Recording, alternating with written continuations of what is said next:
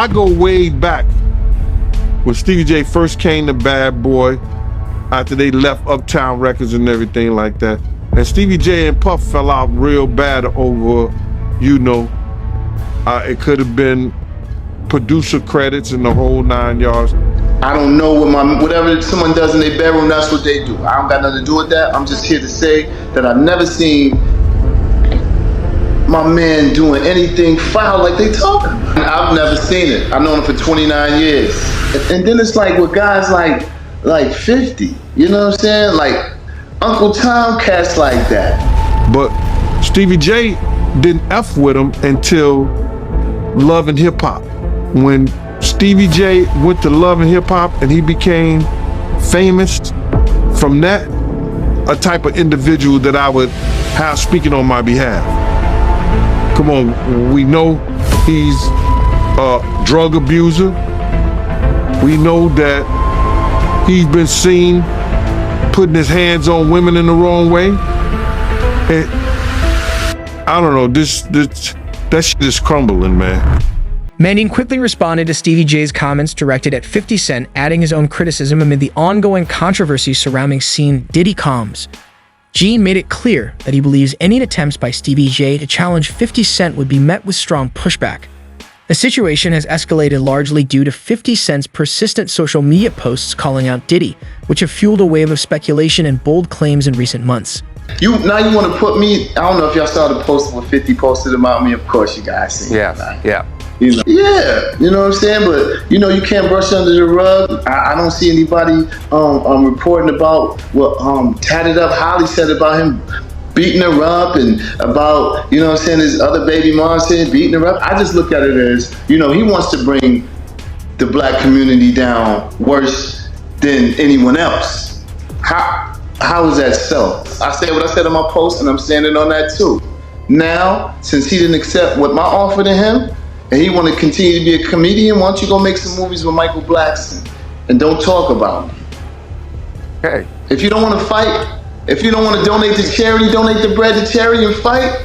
Don't stop being a girl and talking about dudes. I find it funny that, when they first try to crucify somebody, they go through the media first. And they're just flooded with lies and propaganda.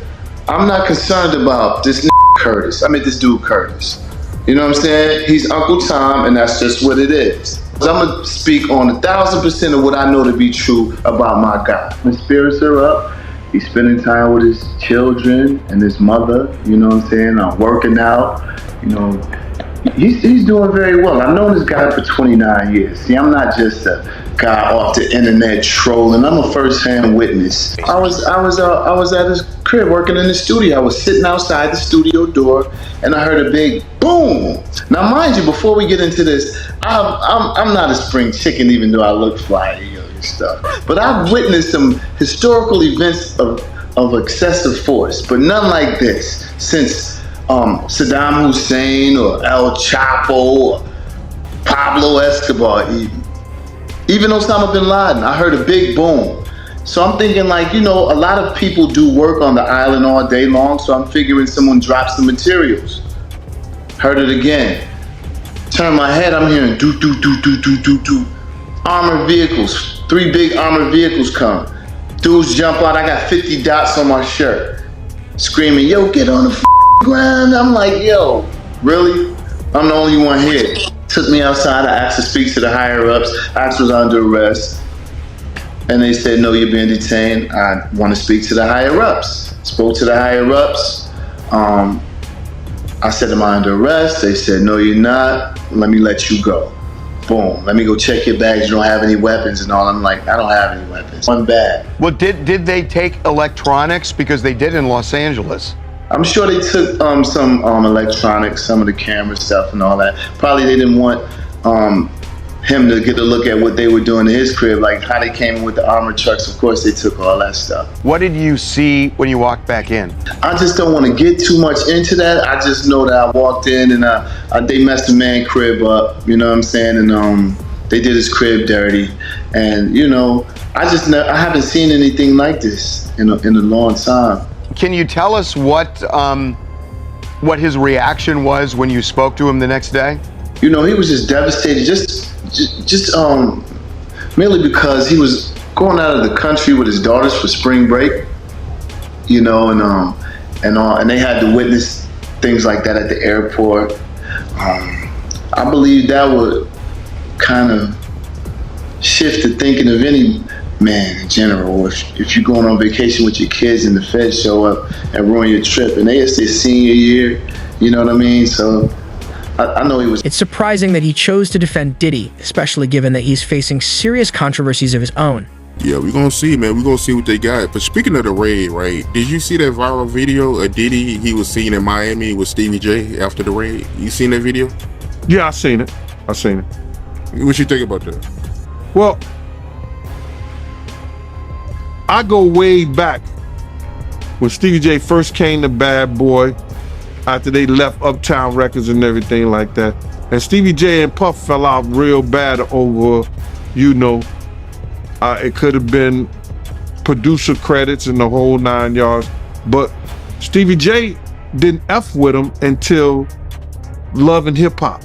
When Stevie J went to Love and Hip Hop and he became famous from that, Puff called him over there and they had a meeting. And I guess they rekindled their friendship.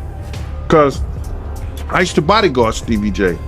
And, you know, go to different clubs, you know, I got pictures and everything.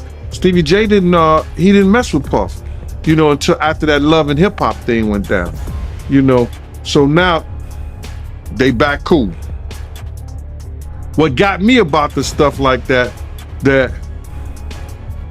them being back cool, that Stevie J went on TMZ and was speaking up on behalf of Diddy. Now, if anybody I want speaking up behalf of me, or I had anybody speaking up on my behalf, it wouldn't be Stevie J. You understand? I don't think that an individual of his caliber is capable or can be trusted in a way that I would like for him based on his actions on television and who he is as a person, what he has been shown as an individual, is a type of individual that I would have speaking on my behalf. Come on, we know he's a drug abuser. We know that he's been seen putting his hands on women in the wrong way. And I don't know, that shit is crumbling, man. You know what I'm saying? But you know, you can always say this, man. And the infamous words of one of the world's greatest comedians, Richard Pryor, cocaine is a hell of a drug. Why you say that cocaine is a hell of a drug? Because Lil Rob said that they be doing the liquid cocaine in the bottles, in the Ciroc bottles. We know Stevie J been in countless rehabs back and forth. We know, we've heard of Puff being in rehabs, secretly going to rehabs too. So, my man, when you get on those type of psychotropical, I think it's psychotropical drugs, man, and you start believing your own bullshit, and them two individuals together, man, you know they gotta be crazy. Something gotta be wrong with when he sit up there and he said that he wanna challenge 50. And I don't know much about that clout shit. Him challenging 50 to a fight, and we seen how 50 Cent, we seen how Stevie J fight on Love and Hip Hop and all that other bullshit. Him Scrappy, him this other cat. My man, there's no way. There's no way. He don't want it with 50, bro. That's if that ain't cocaine, the Pope ain't Catholic. So you feel like 50 Cent would give Stevie J that work? It wouldn't even be a job. 50 Cent will whoop niggas like Stevie J on the way to a real fight. You seen 50 fight before? I ain't never seen 50 fight. I seen some tapes of him get down on that end, but I never seen him fight in person. But I know the demeanor of a man. I was with 50 Cent on a couple of occasions, and one occasion, it was just me and 50 and about probably 6 other dudes that didn't want to get out the car because he was ready to get down. And you could see it in him. You could see he got it in him like that. I'm looking at him. I wrote this shit about this shit in my book. 50 ain't back, he don't back down, bro. And you could see when you know a dude is about it, and got it in him, you could see it in his eye. You could see it in the way he carry himself. You see how he threw his own man in the bushes, Tony Yayo. They got tapes on 50 getting down boxing. I've seen tapes on him. You know what I'm saying? I've never seen him in person, as far as fighting. I've been with him in person, but he got it in him, bro. But yeah, that caught me by surprise because I always knew that Stevie J, he did production for Bad Boy, but I never knew him and Diddy was that close until, as of late, since the raid. So. Yo, they was close. Bro, Stevie J and Puff was like pots and pans back in the day. I don't know what happened between them, but something happened on the producing credit side that Stevie J stopped effing with him. And Stevie wasn't dealing with him at all. He was just doing more stuff for Jodeci than he was Bad Boy. DBJ was clearly upset by 50 Cent's posts and even went as far as challenging him to a televised fight. He appeared fired up, claiming he was ready to confront 50 physically. However, true to form, 50 Cent didn't take the bait. Instead, he responded with humor, sharing a clip from Stevie G's altercation on Love and Hip Hop and continuing to mock the situation. Adding to the tension, 50 pointed out that Stevie J has yet to publicly deny any of the serious claims made against him. 50 Cent has sold his documentary series, Surviving Diddy, to Netflix. Man, I hope I never have to go to war with 50 Cent. That dude is a troll. That dude is he's the best. He's the art of war. He know how to go at it. But the way I understand it is he sold the rights, right, to Netflix. He had a bidding war and he sold the rights to all the different streaming companies that wanted to do it. It's going to be interesting to see what he gets. He can only do reenactments from the lawsuit. He can't get Cassie to talk about it. Trust me, Cassie can't talk about this publicly. He might can get law enforcement, might can get her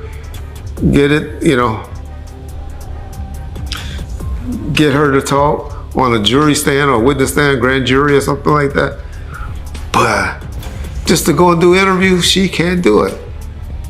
She probably can't even mention the name Sean Combs or any of his family members. Talk about anything. So, is it going to be Misa? I doubt it. It's hard for females that have kids by men to do these, to talk bad about their father, no matter how much of a douchebag he is. And so, who's going to be the survivors? Is it going to be Lil Rod? He's going to get his bag eventually, trust me. And he going to have to sign, an agreement not to talk about it publicly. So I think it's just 50 jumping the gun, wanting to be a hell of a troll, and him being like me, very, very vindictive. I wonder if 50 a Leo like me. I gotta find out his sign because I swear me and him have the same traits. But I don't know who will be the victims. We know a young Miami, she finally done broke away. Saw that she unfollowed him recently. Misa, we know Kim Porter and her book, if you can get a hold of that. I just think a lot of it's gonna have to be reenactment. Or maybe our boy, because I know he likes Gene Deal and Gene Deal like him a lot. Maybe my boy Arthur Dialogue about to get rich and he licensed a lot of his footage from Art's channel. Or Mark Curry, whatever, he said. I'm just wondering where they're gonna get the footage from. Who are they gonna get to speak on that? Did 50 find the male escorts? Or is it gotta be just reenactments from the different lawsuits? And there's a new young lady that came out and filed a new lawsuit recently. Maybe it'd be worth her while just to tell her story and not, go through with the lawsuit, or at least sign an agreement and just demand. I can't sign an agreement saying I'm not going to talk about it. The issue is we want to see the people, like we did on the Surviving R. Kelly.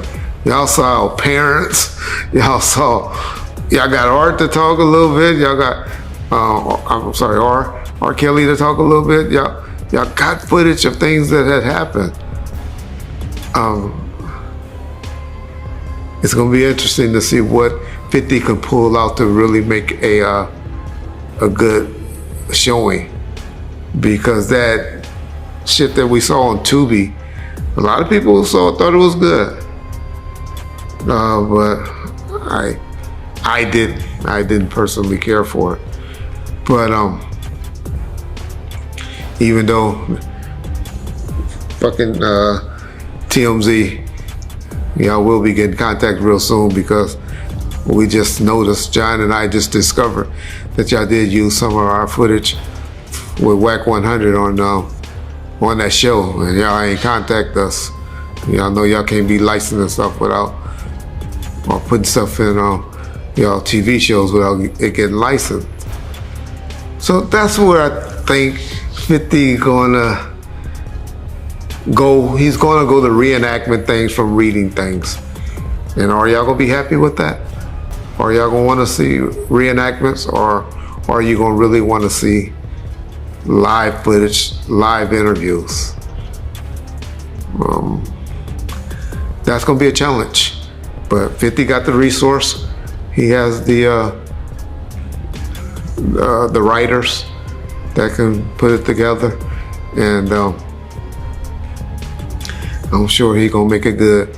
If it's anything that he has done, if it's like anything that he has done, because I remember when I was away for a little while, it was a show on ABC with that dude that got sentenced with life.